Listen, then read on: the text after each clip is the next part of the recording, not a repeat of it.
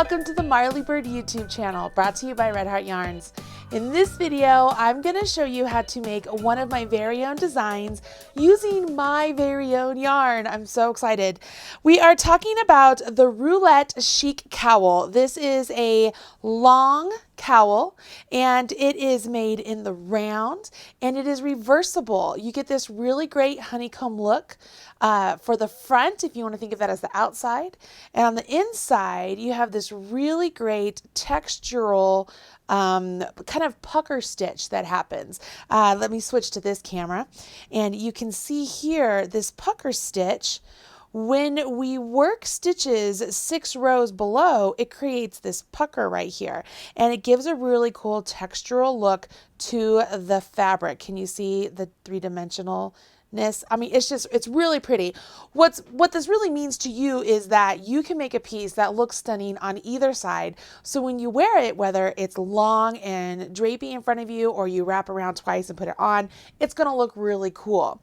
This particular pattern, I used a solid pop color for the outside bit of the pattern stitch, and on the inside I like to use all of the shades or hues of black to gray to cream, sort of the whitish color of the Marley Bird Chic Sheep yarn.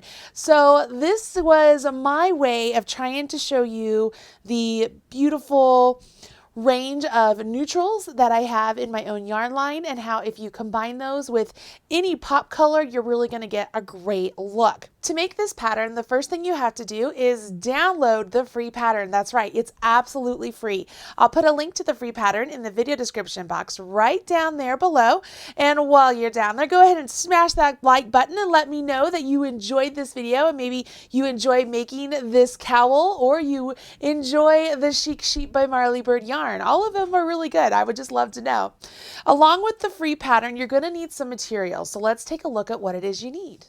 For the Roulette Chic Cowl, you need 6 balls of Red Heart Chic Sheep by Marley Bird yarn. Now that's 1 ball of each color in the cowl. It only takes 1 ball of the main color, and then I used portions of the balls for all of these colors, which means you're going to have extra yarn left over in all of the colors we used inside, but you will not have very much left over for the main color. So don't freak out when you're thinking, oh my gosh, 6 balls for a cowl. You'll have more than enough left over to make something else if that's something you choose to do. Along with the yarn, you need a pair of size 8 24-inch circular needles.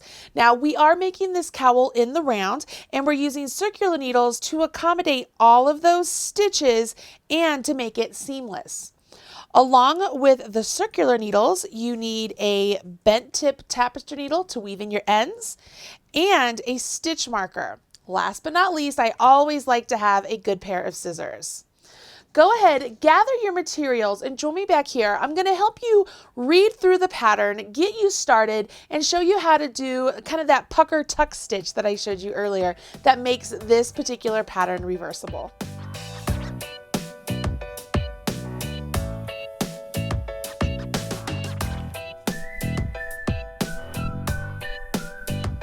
The Roulette Cowl is an easy pattern to learn. If you already know how to cast on, how to bind off, how to knit and purl, you practically know how to make this entire cowl. The only thing left to learn is how to do the pucker stitch. Once you learn how to make this pucker stitch, you will be able to make the entire cowl. The pucker stitch is done simply by working down 6 rows, picking up one of those garter ridges and knitting it together with the stitch that's on your needle.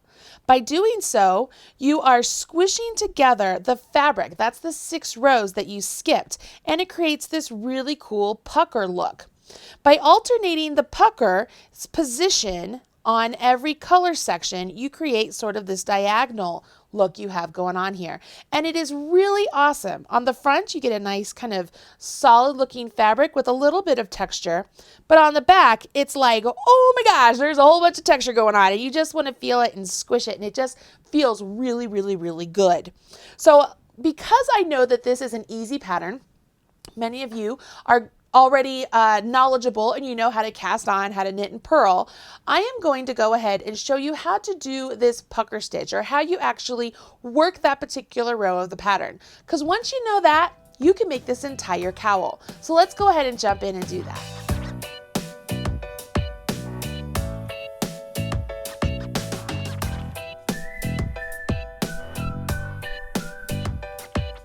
I have already done some garter stitch here at the bottom, and I have worked through rows 1 through 8 of the diamond stitch pattern, and I'm ready to begin row 9. Okay, so I need to switch colors, and you'll notice in the pattern it says that you should cut your yarn after each color change, and I'm going to reiterate that. On the very first one I made, I didn't do that. I carried the yarn up for the main color, and it just didn't look very tidy. Not to mention that makes your scarf or your cowl unreversible. Like, it's not reversible anymore because you have this string carried up. So you want to make sure you cut it every time. Let's go ahead. You will rejoin your yarn, and yes, I'm showing you this flat so that way you can just see it on a little sample here. You don't have to worry about it in the round, but it's the same motion even in the round. On row 9, you will see that it says knit 5. So I will go ahead, I will knit 5 stitches. 2, 3, 4, 5.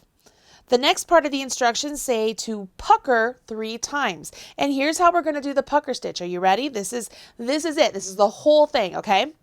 We'll take our right hand needle, and following the stitch that's on your left hand needle, follow that row all the way down. And when you come to that bump right there, like that purl bump on the front from the garter stitch, on this row here, it's the last time you used your main color, I want you to grab that stitch just like this. I'm going from the top and grabbing it, okay? Once you've done that, bring it up and place it on your left-hand needle. Okay, so I've brought that stitch up and I've placed it on my left-hand needle.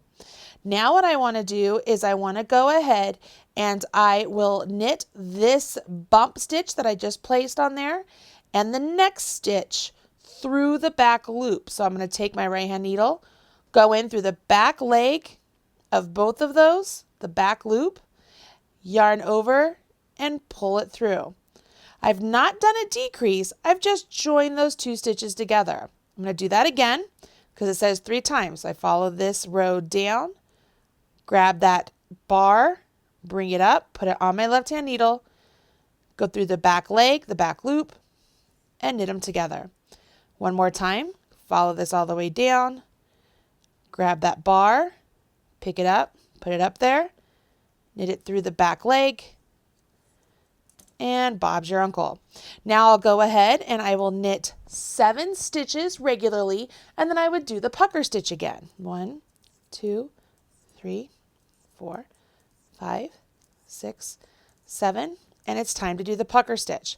So I followed this row down, pick up my bar, put it on my left-hand needle, and then knit it through the back leg with the stitch that's on the left-hand needle. Do it again. Follow this all the way down.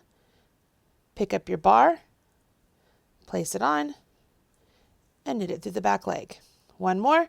Follow it down, pick up the bar, come up, and knit it together with the back leg. And you would carry on doing this all the way around as you're working on the cowl. Here at the end, I'm just at the end of my row, and the instructions as they're written for just worked back and forth on the diamond stitch part. Here, let me show this one more time. On this diamond stitch portion right here on the pattern that shows you how to do the diamond stitch, this is written as if it were rows. When you get over here to the cowl, it's written in rounds, okay? And the reason I did that was because I wanted you to learn how to do it with rows, so that way you could see it really easy back and forth. But then when we make the cowl, we make it in the round. Once you have done row 9, you would then go ahead to row 10, which is just knitting because we want this to be garter stitch. Whenever I work with this particular color, my main color, the one that is the kind of the pop color is what I call it, it's always done in garter. All of the stitches that are done in between my pop color, that's all done in stockinette. Makes it really fun because when you're working in the round, the only time you'll have to purl is when you're working with your garter stitch. All the other times you're just knitting. Now that I have knit back my row 10, that's all I would do with this particular color. So I would go ahead, I would cut this color again. Remember, don't carry it up because that makes it so that the scarf isn't reversible, or the cowl isn't reversible. Sorry, I keep calling it a scarf. And then I would start again and do 6 rows of my next color. And then I just repeat the pucker process, but this time the 3 pucker stitches will go right here. Okay, now I want to point out something. I picked up my pucker stitches from front like this and brought them up, and what that does, and then knitting them through the back leg, it twists them.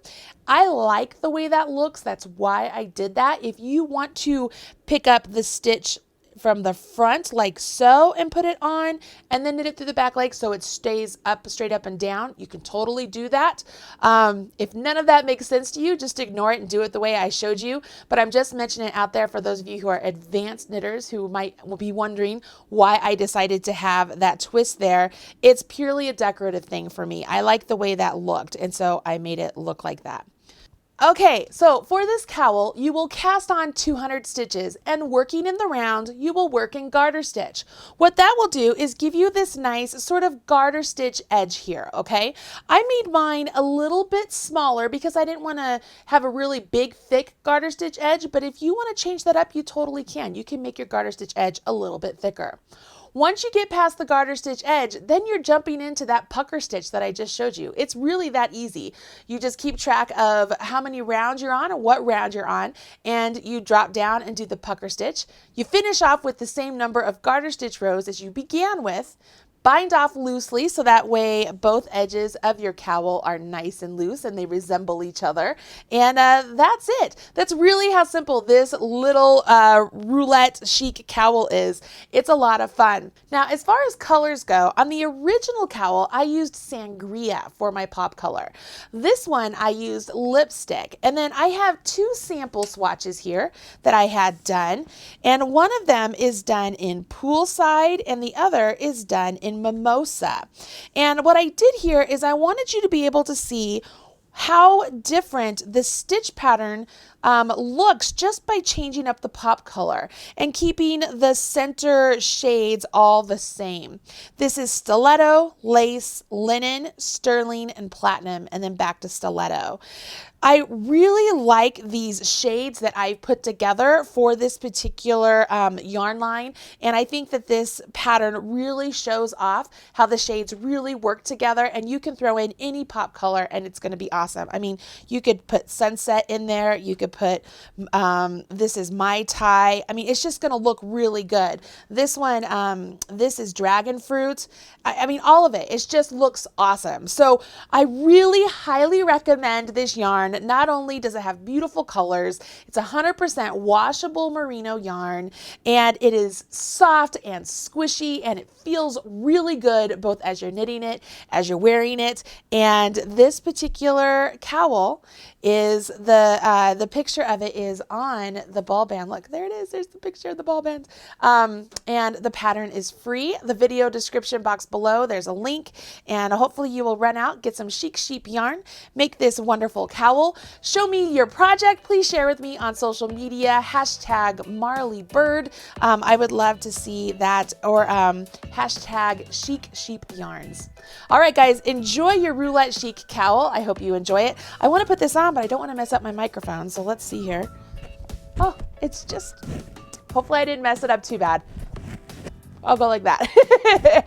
I'm Marley Bird, proud spokesperson for Red Heart Yarns, and this is the Roulette Chic Cowl. Thanks.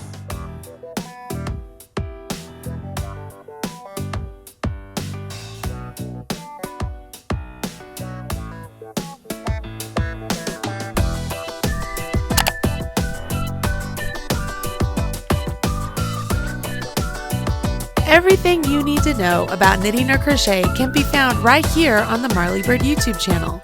Learn with Marley Bird. Visit youtube.com/Marley Bird.